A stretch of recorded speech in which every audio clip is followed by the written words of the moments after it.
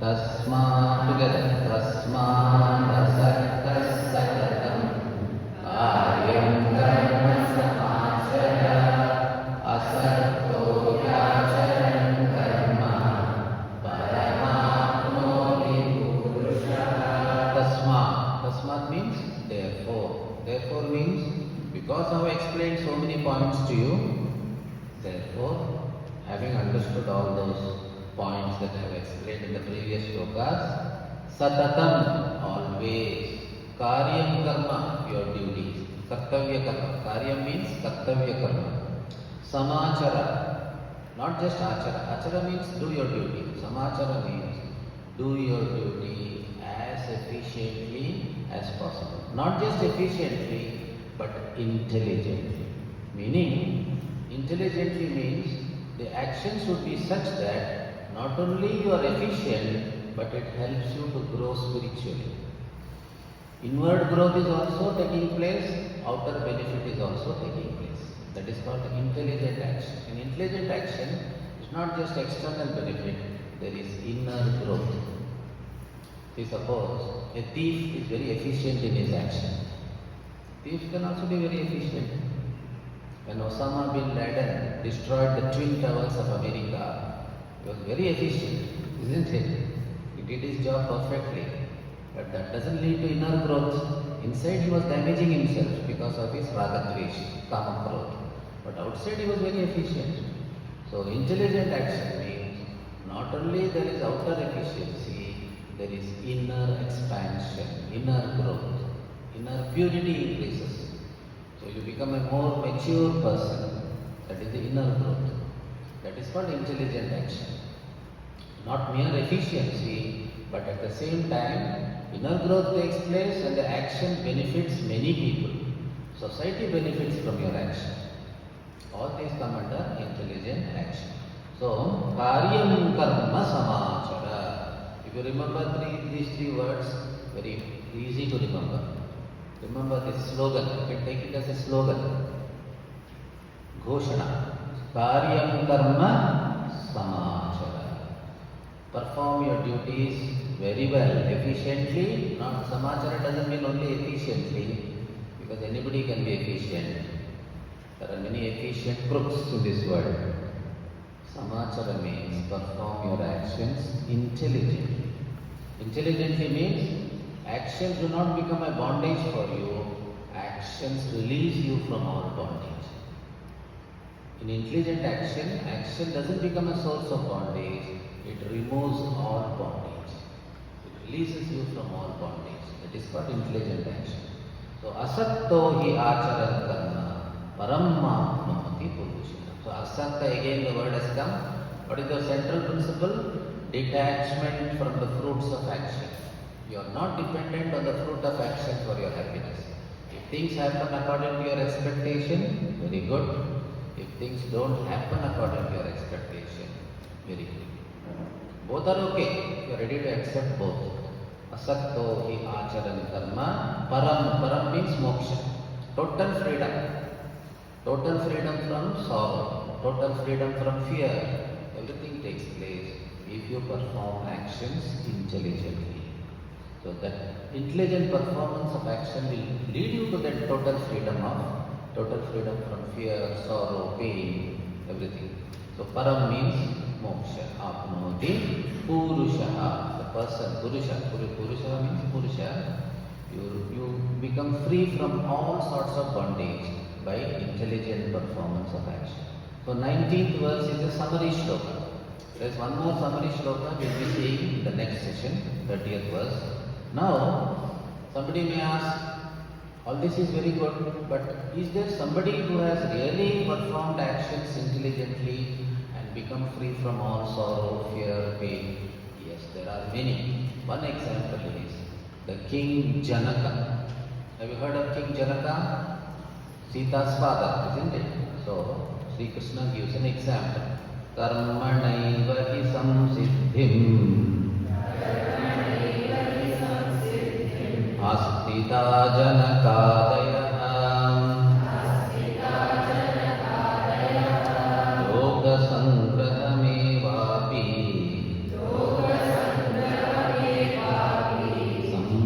Sampashyan kartumarhasi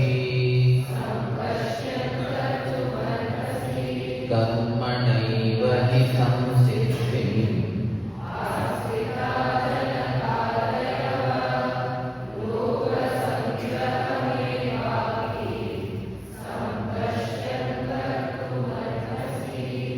Arjuna is a Kshatriya and belongs to the royal family. That's why Sri Krishna is giving example from a royal family. So he is saying Janaka was a king. He was also like you, a Kshatriya, belonged to the royal family, had many duties to perform. He did Karma Yoga, purified his mind, gained self-knowledge from a guru and became liberated from all limitations. There is a book called Ashtavakra Geeta. You find it in Chinmaya Mission, Ashtavakra Geeta. The sage Ashtavakra taught Janaka. He was a young man. He comes to Janaka and teaches him self-knowledge. It's called Ashtavakra Geeta. It's a samvada, a discussion between King Janaka and the sage Ashtavakra. So Janaka purified himself through Karma Yoga. He grew in spirituality and then he received self-knowledge and became free. Though he was a king with so many responsibilities, he was a very busy man, but he was able to do that sadhana. And he was a grihastha also, not just a king, he was a grihastha, but he performed all his duties and became free. Paramapnoti was said, no? Samsiddhi means moksha, freedom from limitations. Karmana eva, through action alone, he became free. Astita, Janaka, Adaya. Adaya means expert, etc. So Janaka is one example. Another example is Kaikeyi's father Ashwapati. He was also a Jnana. And then we have many more. Ranti Deva. You heard of Ranti Deva? Must have heard somewhere. Ranti Deva was a great king. Then King Ambarish in the Bhagawad you find. They were all great kings, were not just kings, they were Rajarshis. Not just Raja, but Rishis also. So, Rajarshi example is being given because Arjuna is from a royal family and is a Kshatriya. So, Krishna is very intelligent. He is giving examples of Kshatriyas so that Arjuna gets inspired. If you had given example of some sannyasi, Arjuna would say, okay, sannyasis can do that, but I am a Kshatriya. So, he is giving examples of the Kshatriya families only. Then, the second line of the verse introduces a new topic. What is the new topic?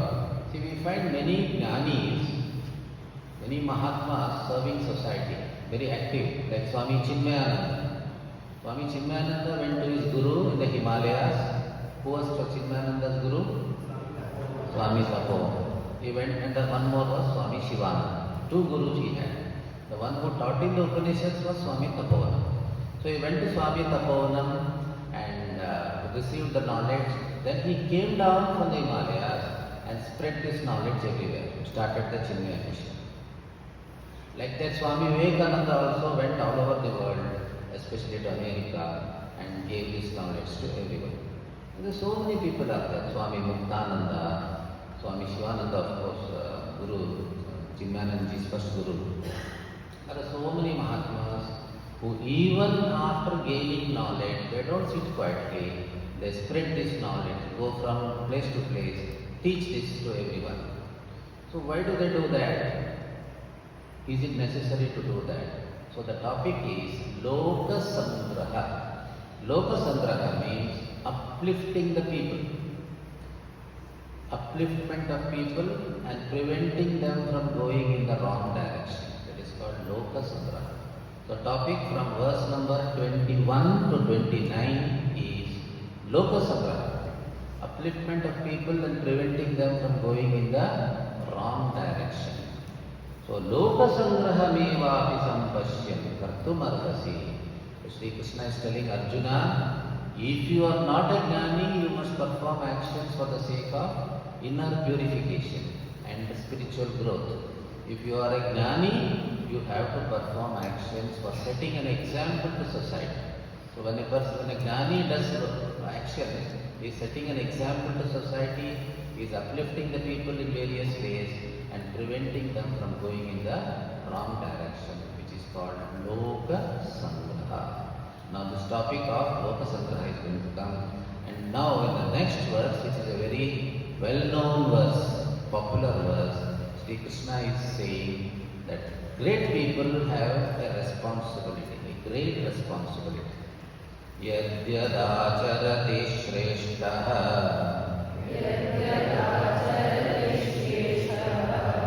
tattadevetaro janaha sayat pramanam kurute lokastadanu vartate yadyadacharati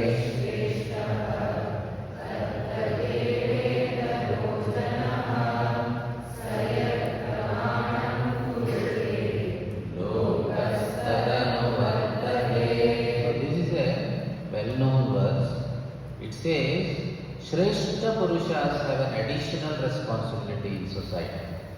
Shrestha Purusha means one who is in a higher stage of life, one who is looked up to by many people. They have an additional responsibility because how they live influences the lives of their admirers, followers, dependents. A simple example is the small children, they look up to their parents as an example. Any child will look up to the parents as an example. Students will look up to the teachers as an example. They imitate the teachers.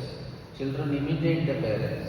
The younger brother imitates the elder brother. In so many ways, it happens. In society, those who are in a higher stage will influence their others by their behavior, by their actions. So he says, great people have a responsibility to set an example.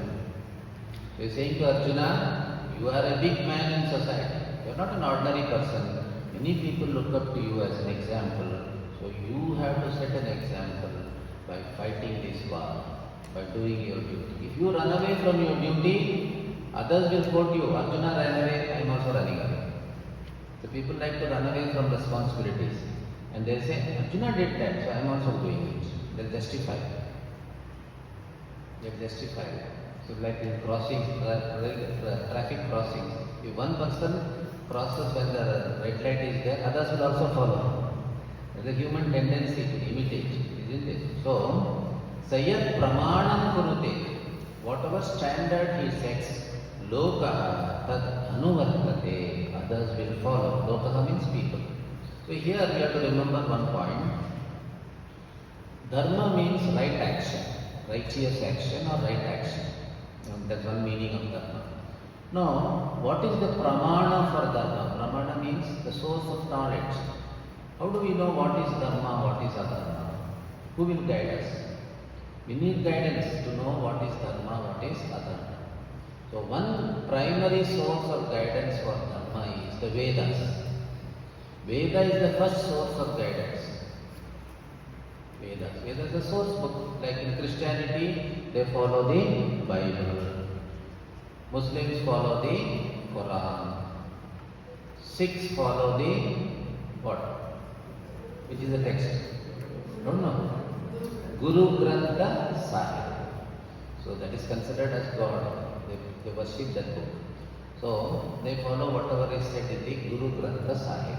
Similarly, for Hindus, it is Veda. Or if you say, I don't know Veda, then Bhagavad Gita. So, primary source of knowledge for us is Veda. So, the Vedas guide us in what is Dharma, how to live, what is the best way to make use of the human body. Human body is a very rare gift of God. It's a very rare gift of God. It's not easy to get a human body. So, if you count the number of other creatures, human body is very rare. So, it's a very rare gift that we have received from God. How to make the best use of the human body. So, Vedas guide us how to live a proper human life so that you get the maximum out of it. So, that is the first source, Veda. That is called Shruti. Veda, another name for Veda is Shruti. Now, suppose somebody says, I don't know Veda. There is no access to Veda for me. I don't have access to Veda. Then the next is Smriti Granthas. Smriti means work the literature that has come after the Vedas, written by some Mahatmas. Smriti Grantha. Bhagavad Gita is considered as a Smriti. If you say, I don't know Veda, you can study Bhagavad Gita, no problem. Bhagavad Gita is quite sufficient for us to lead a proper life. Give us all the guidance we need. But we do need guidance. Everybody needs guidance. Like when you buy a machine from a shop, they give us a small booklet. What is it called? Handbook of use, daily use or something like that. So it's called a handbook. That handbook you have to read so that you make proper use of the machine. So Gurudev used to say, Bhagavad Gita is a handbook for daily living. It guides us in all important issues of life. So next is Smriti. Smritis are literature written by Mahatmas after the Shruti, later. So there are many Smritis, Manusmriti, Yajnavalkya Smriti, Akti Smriti. Today's Smriti is Constitution. So the Indian Constitution is the guide. If you go against the Constitution, you will be punished, isn't it? So we have to go according to the Constitution. Today in the secular world, the Smriti is Constitution. So for us, those who have faith in the scriptures, Bhagavad Gita is the proper Smriti. And Mahabharata, Puranas, all of them are there. Basically, Bhagavad Gita is enough for us. So Smriti Granthas guide us what is duty, how to live. Then somebody may say, I have not read Gita, I don't know anything about Vedas. Or I have a problem, I don't find any solution for it in Gita or the Vedas. There is no answer to my question. So the next source of guidance as far as Dharma is concerned is the behavior of Mahatmas and the teachings of Mahatmas. That is called Shrestha Purusha. Shrestha Purusha, or technical word is Shishta Acharaha. Shishta Acharaha. How do great people behave? How do dharmic people, not just any people, any man, dharmic people who know what is right and wrong, learned people, dharmic, learned people, how do they behave? What do they teach us? So actually, if you make a list of Gurudev's teachings, if you make a list of Gurudev's teachings on various topics, that is enough for our guidance. Even if you don't read Gita, it's because Gurudev will teach whatever is there in the Gita. If you make a list of Gurudev's teachings in many matters, that is enough for our guidance. He will lead us in each and every matter. See, the whole Upanishad he teaches in one line. I can give you an example. Whole Shruti, Veda he teaches in one line, the essence of knowledge. He says, every body dies, but nobody dies. Every body dies, but nobody dies. The essence of Bhagavad Gita. Meaning the body is perishable, but the Atma Tattva is imperishable. And you are not just the body, you are the Atma Tattva. So nobody dies really. Body dies, you don't die. That's the teaching, that's the essence of the whole teaching of the Vedas. If you remember one sentence, you understood the whole Upanishad, the whole Bhagavad Gita. One sentence, every body dies, but nobody dies. Don't say no body dies. Every body dies, but nobody dies. Means you are imperishable. Your body is perishable. The essence of the teaching, whatever a guru teaches is summed up in this one line. So, the teachings of Mahatmas are enough for us if you want guidance. It may be Gurudev's teachings or any other Mahatma. Not just we are talking only of Gurudev, but we are, because Gurudev is relevant to us, because we are from Chilmanis. So make a list of Gurudev's teachings and always keep it in your mind. It will help you a lot in your daily life. Another action, about action he says, see, everybody wants to be free from action, no action. Everybody wants daily holiday, isn't it? He says, freedom is not from action. Freedom is in action, not in action. Freedom is in action. I rest in work. I told you the first thing. I'm active, but I'm still resting. Is it possible? Yes, it is possible. Meaning, I discover myself as the actionless Atma. Body is acting, mind is acting. I am the actionless Atma Tattva, which is only a witness to all actions. If I know that, I am free in spite of being active. That's how Mahatmas live. That's how they perform Loka Sangraha. So, that's the third source of guidance. What to do, what not to do. The lives and teachings of Mahatmas. And the fourth source of guidance, if you are suppose in a situation, you are not able to get guidance from all these three, then go by your conscience. The fourth is your own conscience. What makes me peaceful? That is the right path. What leads to inner peace? That is the right path. If my inner peace is disturbed because of some action, that's the wrong action. If your inner peace increases, you are on the right path. So inner peace is the criteria. Go by your conscience. That's the fourth source of dharma. Fourth, pramana. Pramana means guidance. Source of guidance. Source of knowledge. So we have four pramanas for dharma. First pramana is Veda. Second pramana is Smriti. Third pramana is Mahatmas, their lives and teachings. And the fourth pramana is our own conscience. So Sri Krishna says, Mahatmas have to set an example. Seniors have to set an example for juniors. Big people have to set an example for the smaller people. Everybody has got this responsibility. Arjuna, you are not an ordinary person. Everybody looks up to you for guidance. So you have to set an example by fighting this dharma yuddha. Then others will also do the same. If you neglect your duty and run away, others will also do the same thing. So it is very important that you perform your duty and set an example. Then Sri Krishna says, look at me. So the next three verses he is saying, look at me, I am also setting an example. Name parthasti kartavyam Ishu lokeshu kinchana Anavaktam avaktavyam Vartayeva cha karmani Name parthasti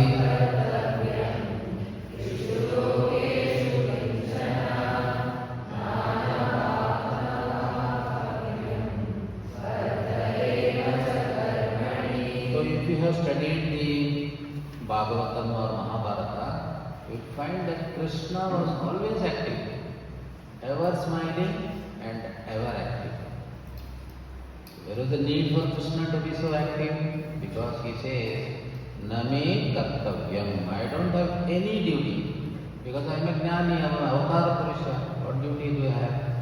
Avatar or jnani means I am purna. I am already full. I am free from all limitations. There is no need for me to do any action here. So, name kartavyam, I don't have any duty. But still, vartayeva cha karmani, but still I am ever active. So, look at me Arjuna, I am ever active though there is really no pressure of any duty on me. See, people work out of pressure of duty. Duties are always pressurizing them, do this, do that. But I don't have any such pressure. I don't have any duty, but still I am ever active and smilingly active, cheerfully active. So it says, Na anavaptam avaptavyam. Na, you have to split that word. Na anavaptam avaptavyam. Means, see, I don't have something, so I perform action and get that. Suppose I don't have a fridge at home. I have to go to the shop, get that fridge.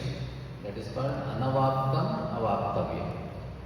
I gain what I don't have. That is why I generally people perform actions to gain what they don't have. So, na anavaptam avaptavyam. There is nothing which I don't have. The whole universe belongs to me. And you may ask, why do we offer Naivedya to the Lord? purpose of the Lord, it is to make our minds pure, to free our minds from attachment, to express our devotion. So, I have nothing to gain, I have nothing to acquire, I am complete in all respects. But still I perform action. So look at me, because out of compassion. So Lord takes avatar out of compassion. There is a story. There is a saint. He had many devotees. The saint had many devotees who were very fond of him. But the saint had a peculiar sort of behavior. He would steal something somewhere, and then police would put him in jail for 1 week, 10 days, 1 month, like that. Every now and then he would steal something and go to jail. So, you know why he went to jail? So that he could guide people in the jail.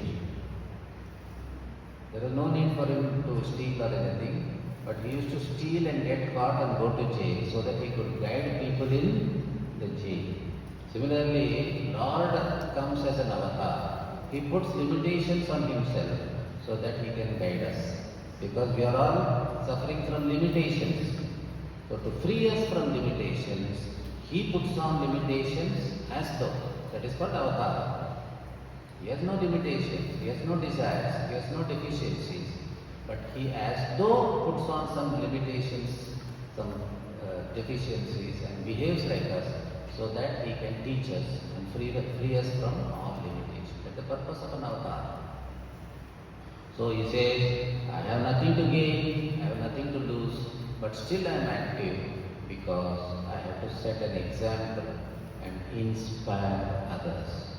So the next verse again he continues, Yadi yaham navarteyam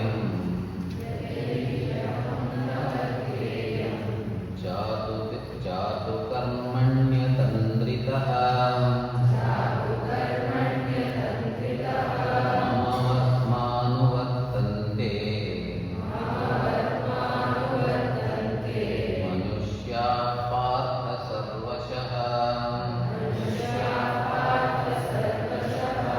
Yadi hyaham navarteyam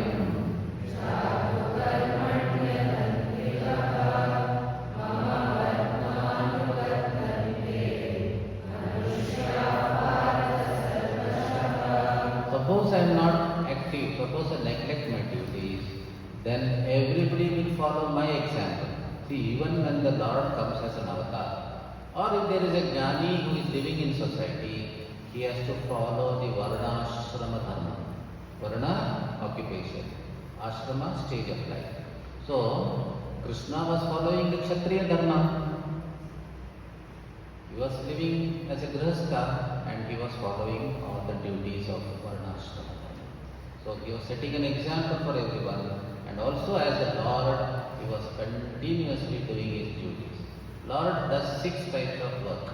One is Srishti, Sthiti, Laya, Nigraha, Anugraha, Avatar. Srishti, Sthiti, Laya you understand. Creation, dissolution, maintenance.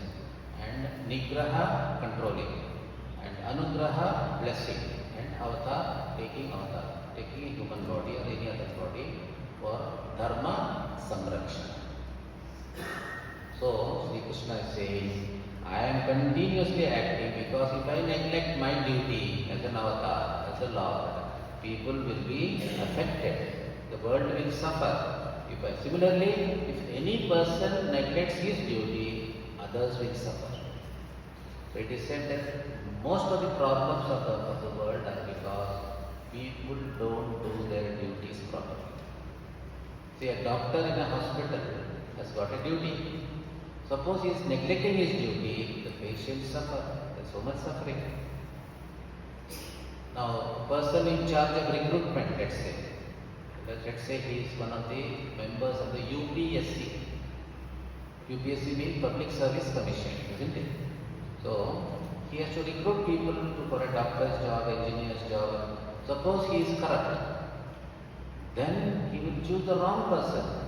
And by choosing the wrong person, he is harming society. So, if people don't do their duties properly, not only his mind becomes impure, the whole society is affected.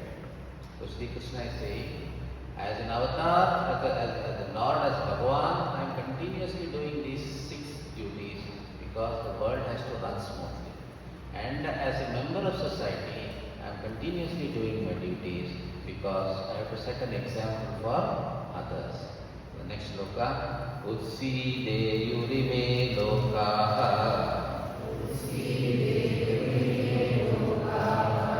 Kuryam Karma Chedaham Sankarasya Cha Kartasya Vahanyami Ma Prajaha Utsi Deyurime Lokaha.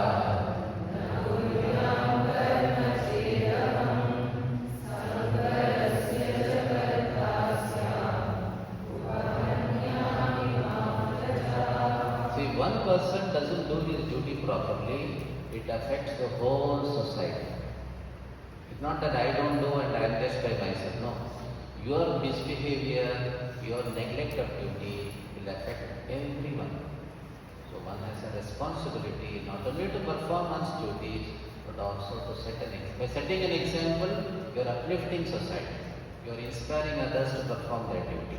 By neglecting your duty, you are harming not only yourself, but the whole organization, the whole society. Sri Krishna is saying, similarly, I go on doing my duty as an individual and as the Lord, because otherwise there will be Sankara. So the word Sankara is a technical term. Sankara means confusion. Sankara means total confusion, the wrong man in the right place. So, I gave you an example of a doctor or an engineer. Suppose there is an engineer who is not really qualified for that job. He doesn't have proper knowledge or his attitude is not correct. Then whatever he does will be faulty only and it will harm society. Suppose he builds a building. Building will collapse sooner or later because it's a faulty construction. He treats someone, the patient will suffer. So, there is a joke. A person came to a surgeon for surgery. So then he heard the doctor say, Krishna, be happy, be peaceful, nothing will happen. So the patient said, my name is not Krishna, my name is Arjuna. No, Krishna is my name, I am telling myself. Be peaceful, be happy, be calm, because it's my first surgery. So you can imagine the condition of the patient. So everyone has to perform their duties properly, then everything will go smooth. If one person is neglecting his duty, others will also suffer. The whole society suffers. So that's the thing. Sankara means admixture of castes. One person, wrong person in the wrong place. One who is not qualified for something, he is somewhere. The right person is somewhere else.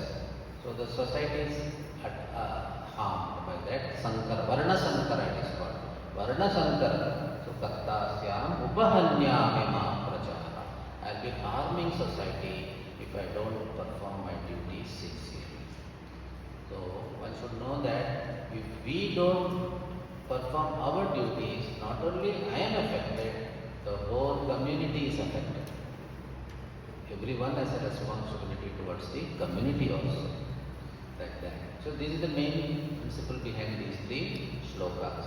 Now in verse 25 and 26, he is explaining how a wise person should live in this world, inspiring others to act. Satta karmanya vidvamsaha yatha kurvanti bharata kuryam vidvamstata sattaha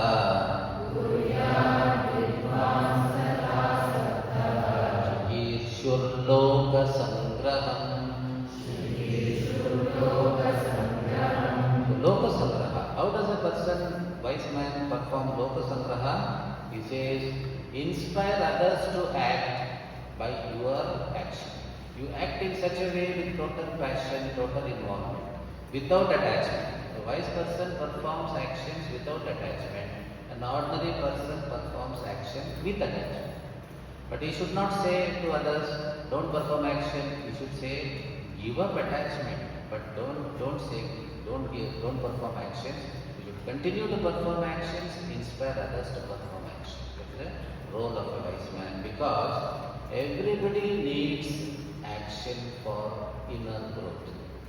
The first stage of spiritual life is action. The spiritual life is a journey, a long journey. Not really long, but appears long. Spiritual life is a journey, and in that journey, the first step is intelligent action. So from unintelligent action, we have to come to intelligent action. Then there is a stage where I understand who I am, and there is no action, freedom from action. What is unintelligent action? I act with attachment. That is unintelligent action. Intelligent action means no attachment to the fruits of action. It is called intelligent action. So an ordinary person is a karmi.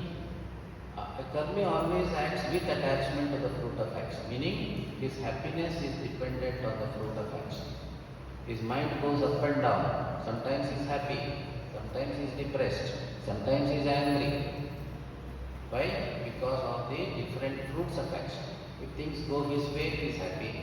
If things don't go his way, he is angry or is depressed. You know what? You have heard of the word depression. Many people suffer from depression. Is a serious condition which needs medical treatment. It's a very amazing thing. Depression is only because things didn't happen according to my expectation. What is depression? It is a state of mind which comes when things don't go according to our expectation.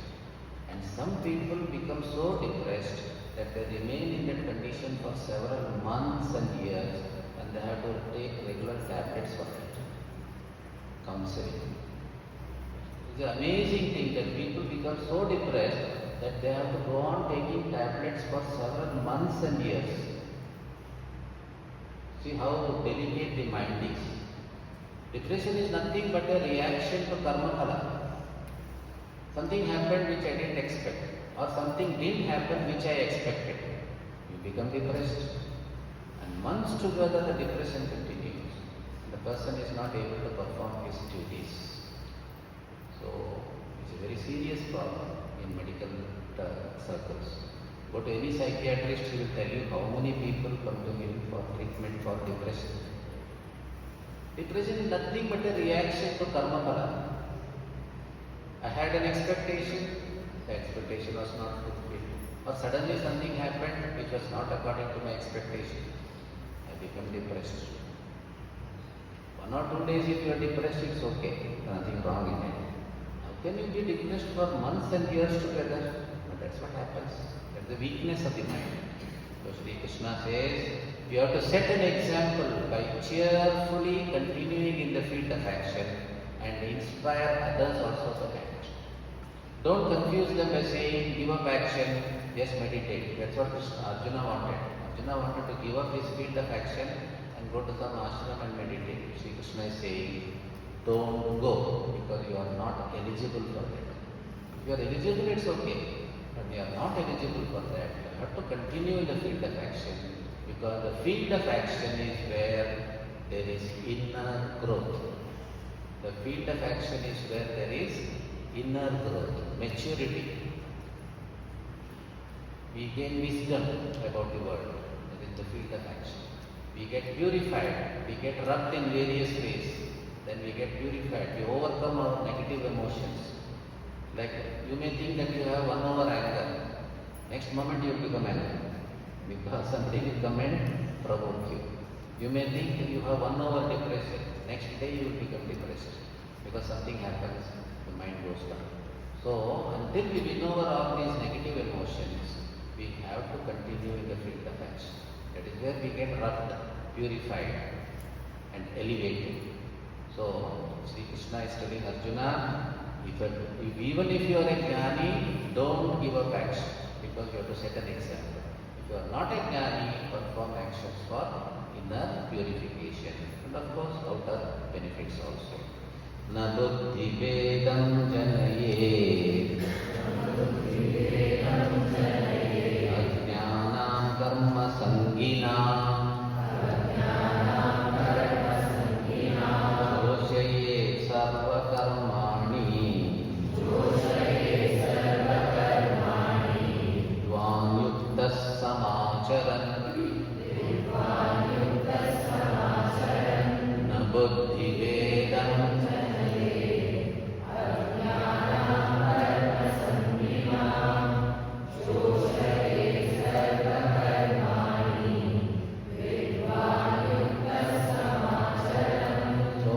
Arjuna, you are a Shrestha Purusha, you have to set an example by acting intelligently.